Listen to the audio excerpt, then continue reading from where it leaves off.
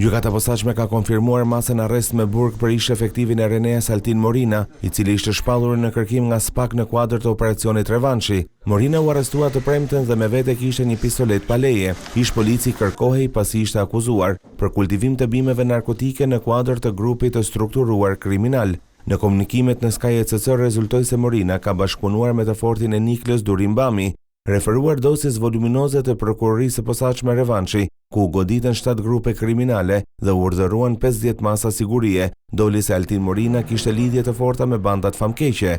Konkretisht në dosje thuhet se ish efektivi forcave speciale bashkëpunonte me Durimbamin për kultivimin e bimeve narkotike në zonën e Nikles dhe Tapizës. Sipas SPAK, Morina, duke shfrytzuar pozicionin e tij si efektiv i policisë, kishte favorizuar Durimbamin për kultivimin e drogës, ku ai merrte një shumë parash nga krimi. Jo vetëm kaq, por ka dyshime se Altin Morina furnizonte me informacione sekrete bandat. Altin Morina u arrestua dhe në mars të vitit 2023, pasi në makinën me të cilin po lëvizte në zonën e Kodrës së Diellit i u gjetën 113.000 euro.